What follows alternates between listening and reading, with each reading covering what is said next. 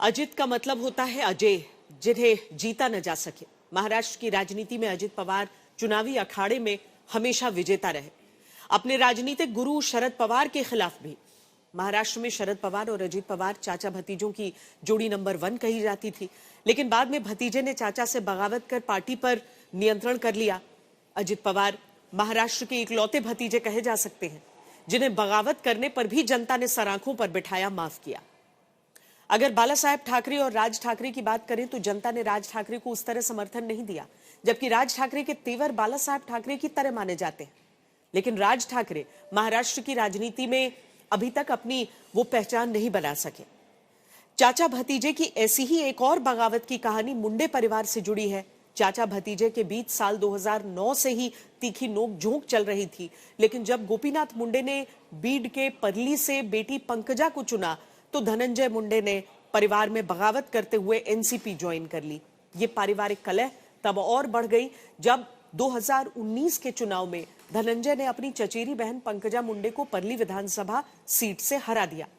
वर्तमान में धनंजय मुंडे अजित पवार की एनसीपी में है। राज्य सरकार में वो कैबिनेट मंत्री भी रहे, लेकिन उन्हें इस्तीफा देना पड़ा। दूसरी ओर पंकजा मुंडे बीजेपी के वरिष्ठ नेता और एमएलसी हैं।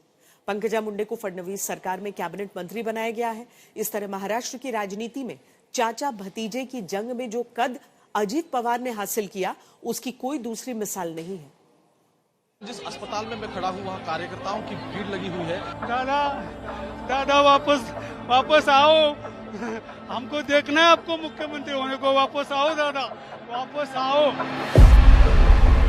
अजित पवार ने जहां से अपनी राजनीतिक उड़ान भरी, वहीं उनका अंत होता है।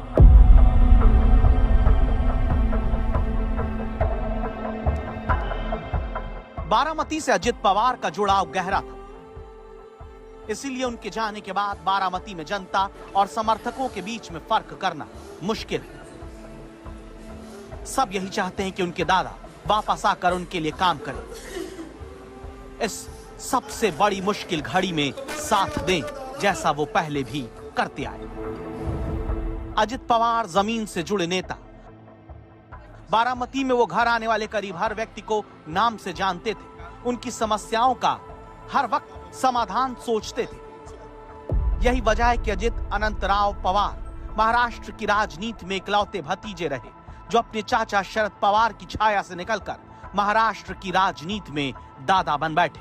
महाराष्ट्र की राजनीति का इकलौता भतीजा जिन्होंने अपने चाचा से बेहतर प्रदर्शन करके अपना राजनीतिक कद साबित किया। हवाई हादसे में अजित पवार की मौत से उनका परिवार टूट गया है। उनके पार्टी के मंत्री रो रहे हैं। ये अजित पवार के सहयोगी और मंत्री हसन मुशर्रफ हैं, जो अपने नेता के जाने से बिलख बिलख कर रोने लगे। राष्ट्रवादी कांग्रेस पार्टी के लोग नेता खोने से खुद को असहाय पा रहे हैं। मुंबई में एनसीपी के दफ्तर में मातम है। पार्टी का भविष्य क्या होगा, ये सवाल अब सबको खाए जा रहा है। अजित पवार एनसीपी के सब कुछ थे, लेकिन बारामती के लोगों के लिए घर के सदस्य, जिनके इस तरह से एम्बुलेंस में लौटने की एक घड़ी आएगी, इसका कभी किसी ने नहीं सोचा। अजित पवार बारामती से लगातार जीतते आए।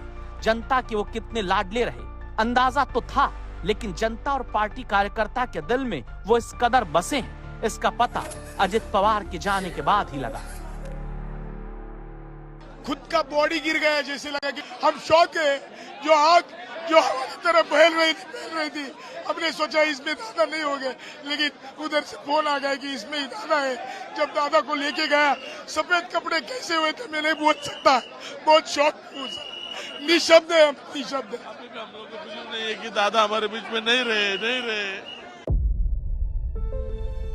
बारामती में अजित पवार अजय रहे।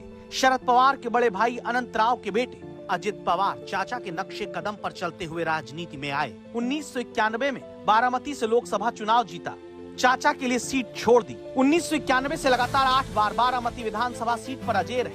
बारामती में पहले शरद पवार और फिर अजित पवार का दबदबा कुछ ऐसा रहा कि यहाँ 1967 से अब तक न कभी शिवसेना जीती, न कभी बीजेपी, न कांग्रेस। अजित पवार को बारामती ने कभी निराश नहीं किया, शरद पवार से बगावत करने के बावजूद।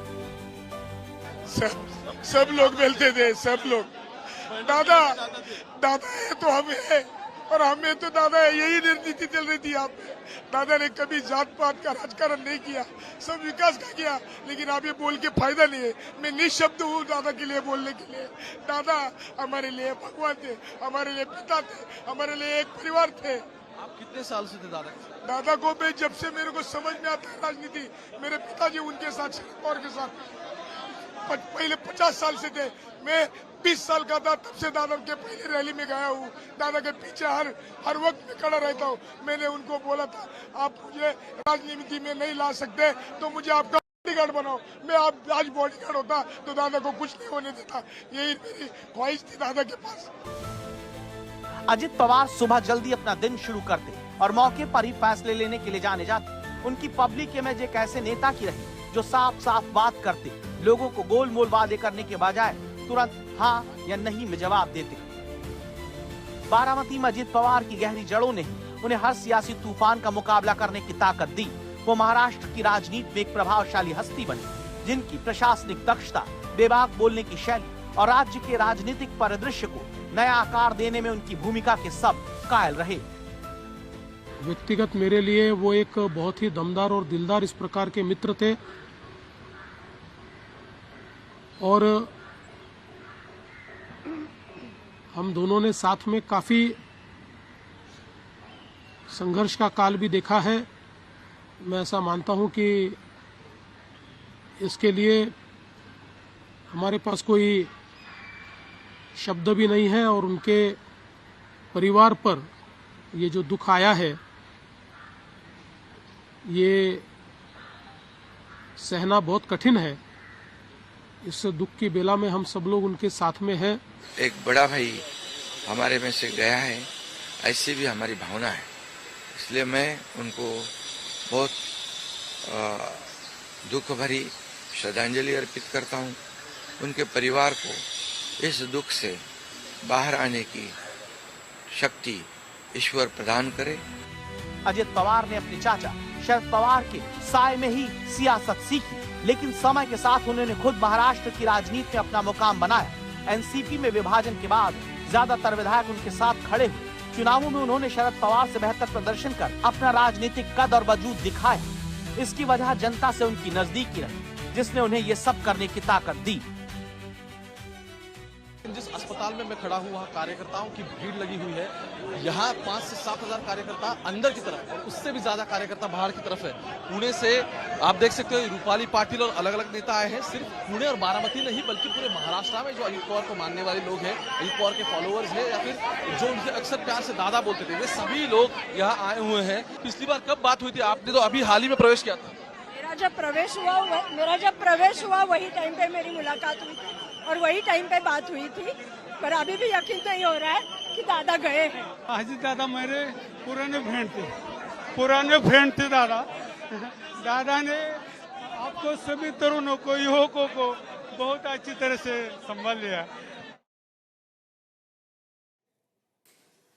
अजित पवार के जाने के बाद एनसीपी का क्या होगा, ये भी एक बड़ा सवाल है। ऐसे में महाराष्ट्र के पावरफुल पवार परिवार को समझना भी जरूरी है। शरद पवार 4 भाई और 1 बहन है। शरद पवार के सबसे बड़े भाई के बेटे हैं रोहित पवार। अजित पवार शरद पवार के दूसरे बड़े भाई अनंतराव के बेटे हैं। अजित पवार के बड़े भाई श्रीनिवास पवार और बहन विजया पाटिल हैं। अजित पवार के 2 बेटे हैं, पार्थ और जय। वहीं शरद पवार की बेटी है सुप्रिया सुले। तो परिवार में एनसीपी के उत्तराधिकारी का निर्णय इन नौजवान चेहरों में से ही होगा।